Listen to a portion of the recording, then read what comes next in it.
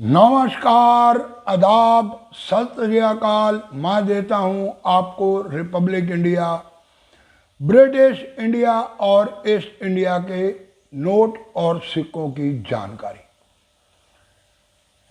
कल मैंने आपको कुछ सिक्कों की जानकारी दी।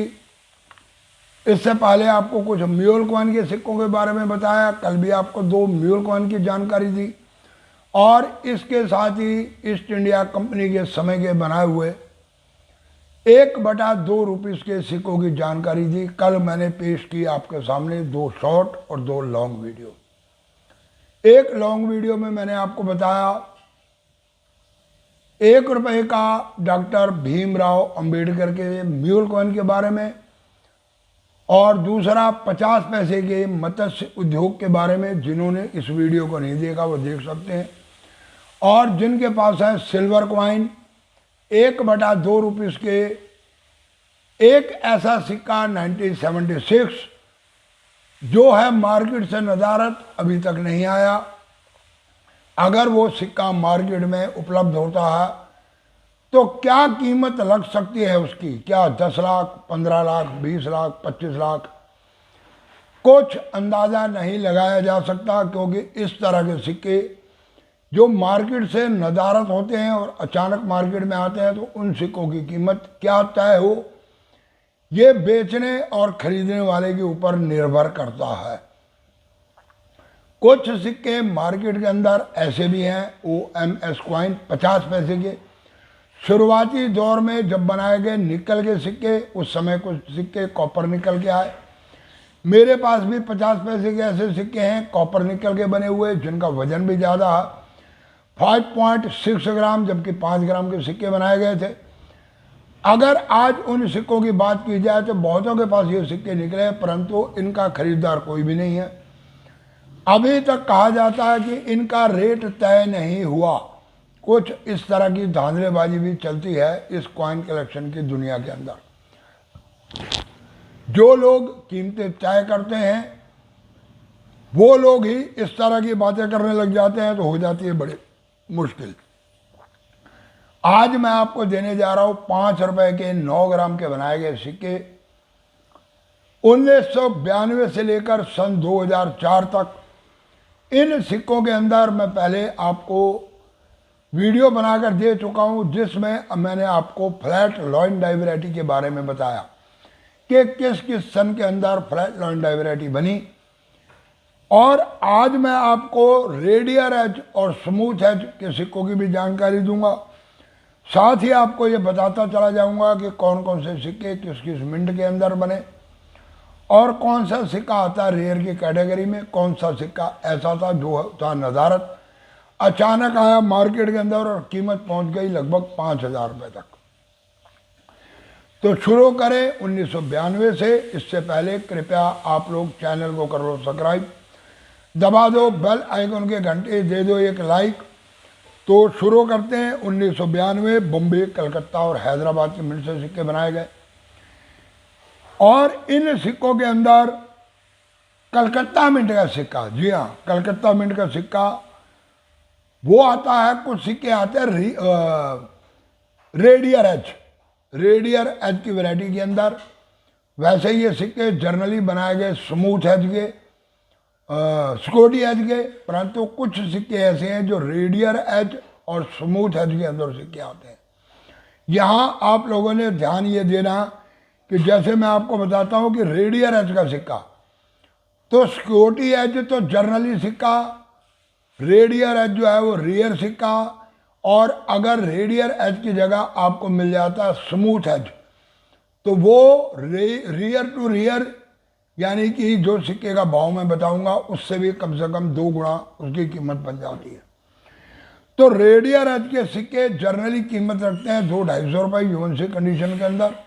ज़्यादा कीमत तो नहीं है, परंतु जैसे कलकत्ता मिंट का सिक्का बनाया गया स्मूथ और रेडियर एज, परंतु इसमें जो मेन सिक्के बनाए गए वो बनाए गए सिक्योरिटी एज के अंदर। और सिक्योरिटी एज भी आता है 2 तरह का, उससे कोई फर्क नहीं पड़ता, वो कॉमन सिक्का। परंतु अगर इसके अंदर आपको स्मूथ एज का सिक्का मिलता तो वो सिक्का 200 से 250 रुपये, परंतु अगर रेडियर एज का सिक्का मिल जाता तो उसकी कीमत लगभग 100-150 रुपये इससे भी बढ़ जाती है, यानी कि 400 रुपये हो जाती है। ये चीज़ का आप लोग साथ साथ ध्यान रखें। 1994 बम्बे, कलकत्ता, हैदराबाद और नोएडा। नोएडा का सिक्का था अनलिस्टेड, निकल कर आया मार्केट के अंदर। कीमत जा रही है उस समय उसके लगभग 5-5.5 हज़ार रुपये तक, 9 ग्राम का सिक्का। बम्बई से बनाए गए कुछ सिक्के स्मूथ एज के, सिक्योरिटी एज के बाद smooth edge, security edge common coin है। स्मूथ एज के सिक्के जिसकी कीमत जाती है 200-250, परंतु रेडियर एज अगर आपको मिल जाता तो उसकी कीमत वही 400-500 रुपये। मैं बार बार नहीं बताऊंगा, शुरुआत में बता रहा हूँ। इसके बाद कलकत्ता मिंट, इसमें रेडियर और प्लेन एज दोनों सिक्के बनाए गए। तो इन दोनों के सिक्के की भी कीमत मान के चलो 200-250 रुपये। इसके बाद 1995 इसमें बम्बे, कलकत्ता, हैदराबाद और नोएडा चारों मिंटों से सिक्के बनाए गए। इसमें बॉम्बे मिंट के अंदर रेडियर, कलकत्ता के अंदर प्लेन एज और हैदराबाद के अंदर रेडियर एज कुछ सिक्के बनाए गए। प्लेन एज मतलब स्मूथ एज। अब इसमें मैंने आपको बताया बॉम्बे में रेडियर और हैदराबाद में रेडियर और कलकत्ता में स्मूथ। अब इसके अपोजिट अगर आपको रेडियर की जगह स्मूथ और स्मूथ की जगह रेडियर मिल जाता तो कीमत उसकी लगभग 400-500 रुपये मान के चलो।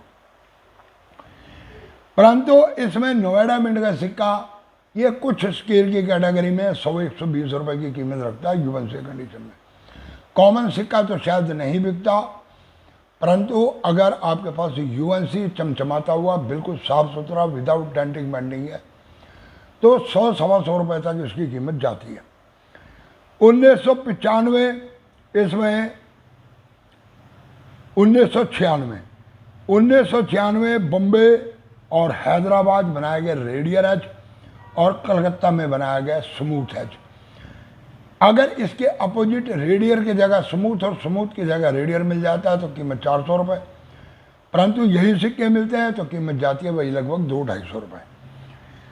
इसी तरह 1997 इसमें कलकत्ता मिंट का सिक्का आता है स्केल की कैटेगरी में, कीमत जाती है 100 से 125 रुपये, परंतु अगर मिल जाता आपको स्मूथ एज का सिक्का तो उसकी कीमत पहुंच जाती है 200 से 250 रुपये। इसी तरह हैदराबाद मिंट के अंदर रेडियर एज, इसकी कीमत जाती है लगभग 200 रुपये। और नोएडा मिंट का सिक्का वैसे ही ये आता है स्केल की कैटेगरी में, कीमत जाती है 100 रुपये। ये सारे बनाए गए सिक्योरिटी एज में। इसमें तलाश करो अगर आपको मान लो स्मूथ एज या रेडियर एज मिल जाता तो वो सिक्का 500 रुपये तक कीमत आपको देकर जा सकता है। 1998 बम्बे, कलकत्ता, हैदराबाद, नोएडा, इसमें कलकत्ता और हैदराबाद में बनाए गए स्मूथ एज और बाकी जितने भी बने ये सिक्योरिटी एज। कलकत्ता और हैदराबाद अगर स्मूथ एज का सिक्का आपको मिलता तो उसकी कीमत आप मान के चलो कि लगभग वही 200-250। अगर रेडियर एज का मिल जाता तो कीमत वही 100 रुपये बढ़ जाती है। इसी तरह 1998 के अंदर बनाए गए, इसमें बम्बई मिंट से एम मिंट मार के सिक्के भी छापे गए। ध्यान रखो कि जो सिक्के आपके हाथ में लगते हैं उसमें कोई मुंबई का एम मिंट मार का सिक्का तो नहीं है। अगर एम मिंट मार का सिक्का आपको मिल जाता तो उसकी आपको अच्छी कीमत मिल जाती है, क्योंकि ये बनाए गए थे यूएनसी सेट के लिए सिक्के।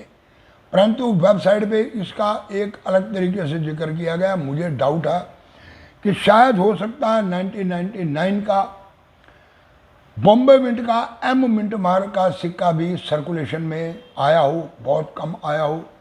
आप लोग तलाश करें कहीं आपके हाथ में ऐसा सिक्का तो नहीं लग जाता। और वैसे जर्नली भी जो सिक्के प्रूफ सेट, यूएनसी सेट के लिए छापे जाते हैं, अगर उनमें से कोई सिक्का सर्कुलेशन में आ जाता तो उस सिक्के की कीमत ऑटोमेटिक बढ़ जाती है उसकी क्वांटिटी के अनुसार। कुछ सिक्के ऐसे आए जिनकी क्वांटिटी ज़्यादा थी और वो सिक्के आज भी 200, 250, 300, 400 रुपये में बिक रहे हैं। परंतु कुछ सिक्के ऐसे आए कि जिनकी क्वांटिटी ना के बराबर मिली और वो सिक्कों की कीमत 5, 7, 8 हज़ार 10 हज़ार तक भी चल रही है। तो इस चीज़ का भी आप लोगों को इस कलेक्शन के काम में ध्यान रखना चाहिए कि मिंट मार्क में कहीं B mint mark, M mint mark, H mint mark इस तरह का मिंट तो नहीं है। अगर इस तरह का मिंट है तो वो हमारी कंपनियों का जो मिंटेज करती हैं उनकी कंपनियों का अपना ट्रेडमार्क है और ये सिक्के प्रूफ सेट में इस्तेमाल किए जाते हैं। इसके बाद सन 2000 में बनाए गए बॉम्बे, कलकत्ता, हैदराबाद, नोएडा और मास्को की मिंट से। अब ये मास्को की मिंट कौन सी है? ये है एक विदेशी मिंट। मैं सिक्के के ऊपर आपको साइड पे मास्को मिंट के लोगो दे रहा हूँ। दो तरह का लोगो है असल में मास्को मिंट का, और ये दोनों लोगो लगा रहा हूँ। अगर ये लोगो हैं तो ये बनाए गए विदेशी मिंटों से, और इनकी तादाद रही करोड़ों में। ये सिक्के कोई ख़ास कीमत नहीं रखते, कॉमन कॉइन है। यूएनसी कंडीशन में भी ये आपको स्टार से 10 रुपये का मिल जाएगा, और जनरली सिक्का ये 5 रुपये का 5 रुपये में चलता है। तो इसमें सिर्फ एक कलकत्ता मिंट ऐसा जहाँ स्मूथ एज का सिक्का बनाया गया। अगर इसके अलावा आपको स्मूथ एज का सिक्का मिलता तो उसकी कीमत बढ़ जाती है। अब मान लो आपको मास्को मिंट का सिक्का, विदेशी मिंट है मास्को मिंट, उसमें अगर स्मूथ एज या रेडियल एज का सिक्का मिल गया तो कीमत पहुंच गई समझ लो 5,000 रुपये। इस चीज़ का आप लोग ध्यान रखें। अगर विदेशी मिंट के सिक्के में मिल गया रोटेशन एरल, और कॉमन कॉइन होते हैं वो, और रोटेशन एरल मिलते ही उस सिक्के की कीमत जो है रोटेशन के अनुसार, अगर 6 o'clock का सिक्का तो कीमत चली जाएगी 5-6 हज़ार रुपये, और 3 o'clock और 9 o'clock का सिक्का तो ऐसा सिक्का भी आपको कम से कम भी 2,500, 3,500 हज़ार रुपये देकर जा सकता। और इसमें सिर्फ सन 2000 में कलकत्ता मिंट का सिक्का स्मूथ बनाया गया। बाकी आप चेक करें कि आपके पास किसी और मिंट का सिक्का स्मूथ या रेडियर में है तो उसकी कीमत ठीक ठाक मिल जाती है। इसी तरह 2001 में बॉम्बे, कलकत्ता, हैदराबाद और नोएडा, इसमें कलकत्ता और हैदराबाद में बनाया गया रेडियर एज, और बॉम्बे और हैदराबाद में बनाया गया रेडियर एज, और कलकत्ता में बनाया गया रेडियर और प्लेन एज, दोनों तरह के सिक्के। अगर ये बॉम्बे या हैदराबाद का सिक्का आपको मिल जाता और उसमें रेडियर एज की जगह प्लेन एज है तो समझो कीमत 500-600 रुपये गई। और अगर रेडियर एज ही है तो डिपेंड करता है ऐसे सिक्कों का रेडियर एज जो है वो कैसा है, कितनी शार्पनेस है, कितना बढ़िया सिक्का। जितनी सिक्के की कंडीशन अच्छी होगी उसी तरह से कीमत के अंदर बढ़ोतरी हो जाएगी। मैंने आपको जो बताई है कीमत, ये बताई है कॉमन सर्कुलेशन के सिक्कों की, और अगर यूएससी कंडीशन का इस तरह का सिक्का तो कीमत 600 से 800 रुपये तक जा सकती है। जितने भी सिक्के आपको मैंने बताए, आप इस चीज़ का ध्यान रखें। और अगर स्मूथ की जगह रेडियर मिल जाता तो उसकी कीमत 1,000 रुपये भी जा सकती है। ये एक तरीका है इसके अंदर। तो इसके बाद बनाए गए सन 2002 के अंदर बॉम्बे, कलकत्ता और नोएडा 3 मिनटों से सिक्के। इसमें बॉम्बे मिंट का सिक्का रेडियर और कलकत्ता मिंट का प्लेन एज के अंदर सिक्के छापे गए। अगर इसके अपोजिट हो जाता तो वही 400-500 रुपये कीमत। इसी तरह सन 2004 में बॉम्बे, कलकत्ता, हैदराबाद तीनों मिनटों से सिक्के छापे गए। इसमें बॉम्बे मिंट का सिक्का, इसमें अगर रेडियर एज है तो उसकी कीमत लगभग 200-250 रुपये जाती है। यूएनसी में है तो भाई 400-500 रुपये चली जाएगी। और कलकत्ता मिंट में जो सिक्के छापे गए तो कलकत्ता मिंट का सिक्का इस समय कीमत रखता है वैसे भी लगभग 500-550 रुपये की, परंतु इसमें प्लेन एज के सिक्के छापे गए, और जब प्लेन एज का सिक्का मिल जाएगा तो वो ऑटोमेटिक ही कम से कम 1,800 रुपये का हो जाएगा। और इसी में ही हैदराबाद मिंट यह आता रियर की कैटेगरी के अंदर सिक्का, और कीमत इस समय इसकी बताई जा रही है 4,000 से 5,000 रुपये तक। इसमें हैदराबाद मिंट में इसमें भी रियर एक रेडियर एज का सिक्का आया। अगर रेडियर एज का सिक्का है, अगर तो है स्कूटी एज का, तो वो तो लगभग 4 से 5,000। अगर इसमें रेडियर एज का सिक्का आपको मिल जाता तो उस सिक्के की कीमत उससे भी कम से कम 2,000 1,500 रुपये और बढ़ जाती है, यानी 6 साढ़े 6,000 रुपये तक। तो और कोई बहुत खास सिक्का इन सिक्कों में नहीं बनाया गया। 2004 में हैदराबाद मिंट और 2004 में ही कलकत्ता मिंट, ये 2 सिक्के स्केयर और रेयर की कैटेगरी में है। और 1994 नोएडा मिंट।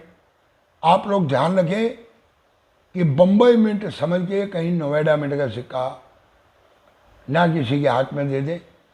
मिंट को अच्छी तरह पहचानें। अगर आपके पास बम्बई मिंट के 5, 7, 10 सिक्के हैं तो 10 सिक्कों के मिंट मार्क को अच्छी तरह टैली करें, और समझ में नहीं आता तो किसी और को दिखाएं या उसकी फ़ोटो खींचें और उसको झूम करके देखें कि ये कौन सा मिंट है। तो ये थी 5 रुपए के कुछ एज वैरायटी के सिक्कों के बारे में आपको इन्फॉर्मेशन दी। पहले वैसे मैं आपको लॉ एंड डाई वैरायटी के सिक्कों की जानकारी दे चुका हूँ। हो सकता आने वाले समय के अंदर मैं फिर एक वीडियो बनाकर आपको लॉ एंड डाई वैरायटी के बारे में भी इसकी जानकारी दूँ। तो कैसी लगी वीडियो कमेंट करके ज़रूर बताना। और हाँ, जिसने चैनल सब्सक्राइब नहीं किया कृपया चैनल को सब्सक्राइब कर लो, बेल आइकॉन के घंटी बजा दो, दे दो एक लाइक और वीडियो को कर दो इधर से उधर यानी कि शेयर। पूरी वीडियो देखने के लिए धन्यवाद। नमस्कार।